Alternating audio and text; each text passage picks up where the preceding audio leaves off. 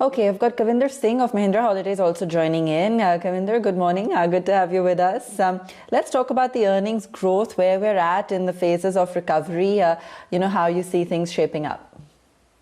I think this quarter three that we closed and we had a board meeting on 25th January, our results came in, I think turned out to be a great quarter for us. If you really look at our numbers, if I look at profit before tax, up by about 42%, and profit after tax, up by about 63%. And more importantly, I'm quite happy with the fact that the occupancy, in quarter two, we had declared an occupancy of about 30%.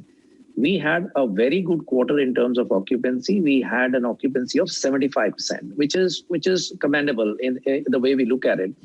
And I believe a lot of this happened because brands like us have invested a lot on the safety and hygiene related measures, have been able to instill confidence in our members and guests. And that is why we have seen an improvement in occupancy. And by the way, our cash position also moved up significantly to about 848 crores from 791 crores.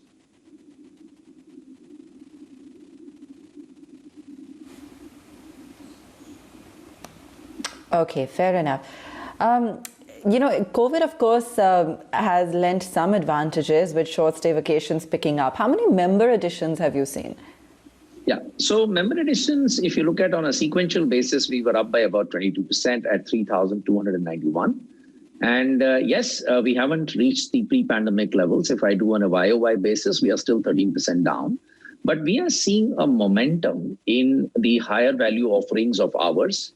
As you know, the moment the pandemic struck, we had, created products which were, shorter tenure products. So we are again looking back in terms of the longer tenure products coming back. So again, that reflects the confidence that the new customers have on the brand Club Mahindra. So on member additions, it's been a good story in Q3 with higher value products coming back into the mainstream in terms of the new prospects looking at these higher tenure products. Yes.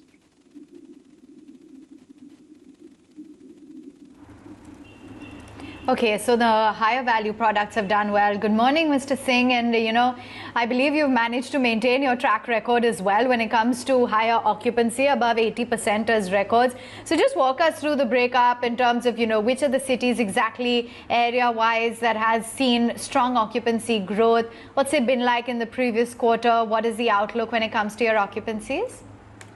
So Avan, on the occupancies, I think what has happened is that, typically quarter three is a seasonal quarter. So we did see very, very big movement upwards in Goa. And we saw very good movement in Karnataka, Himachal, Uttar Pradesh, and Rajasthan. So these were the states where we saw a really good movement. I must say Kerala did not live up to at least my expectations. But again, there is an improvement that is happening now day by day. So the big thing today is that our members and guests are looking forward to unwind at our beautiful, spacious resorts.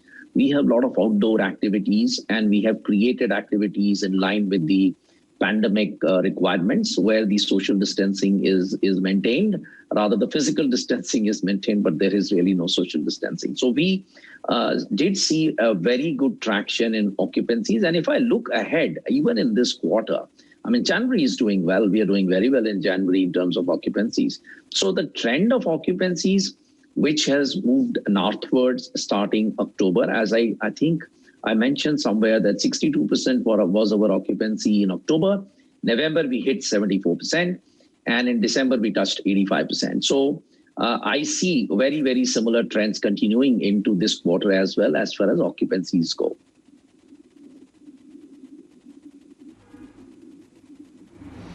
Okay, that sounds encouraging. And, what have been some of the cost saving measures that the company has taken that has really helped? And just walk us through what the present situation is with the cash on books. Okay, so as far as cash on books is concerned, we have had a very good quarter despite the capital expenditure that's going on. And I must once again go on record, we have not cut any capital expenditure despite the pandemic. And I just would like to give you a good news that we have opened 2 resorts in December, which was in the quarter that went by. One is in Alapi, Kerala, and the other one is in Jaipur. So this together have added about 154 rooms to our total inventory. Our inventory now, room inventory stands at 3,776. And our Goa resort is well on its way to being opened in the January, February, March quarter, which will add another 150 rooms.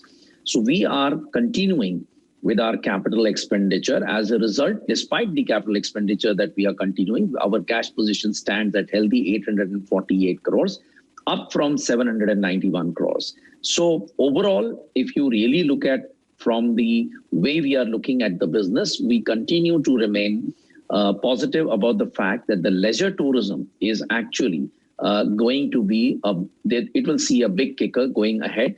And we are investing in inventory and room creation and resort creation.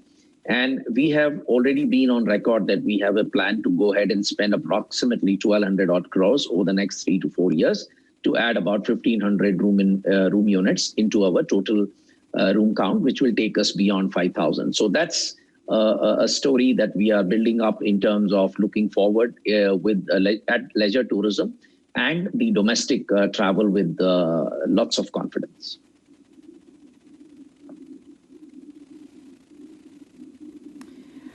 Okay, what about from the budget? What kind of expectations this time, especially for the sector? There must be some hope that there'll be some kind of relief that's announced. Yeah, I think on the budget, we are part of the industry body.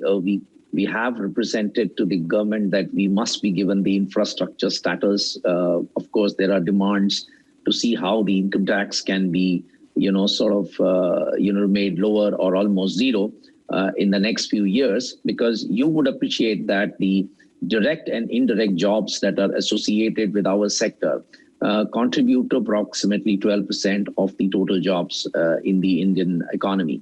So I think, what government probably is mulling on, and I have lots of hopes that how do we really kickstart the fact that there is a lot of opportunity to boost domestic tourism.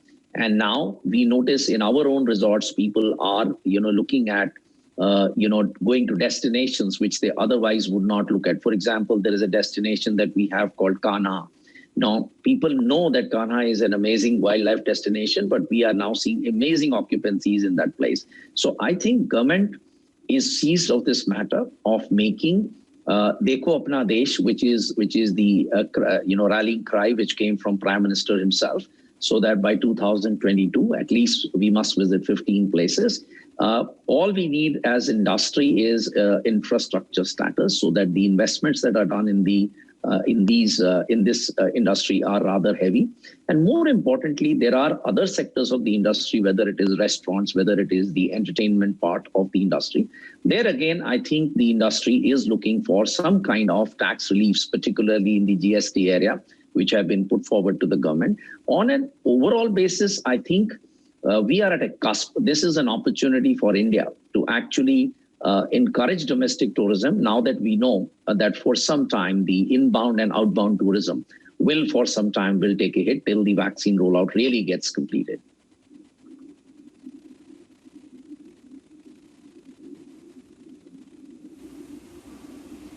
All right, we'll leave it there. Thanks so much for joining us. Great getting some perspective from you, Mr. Singh, on where things stand.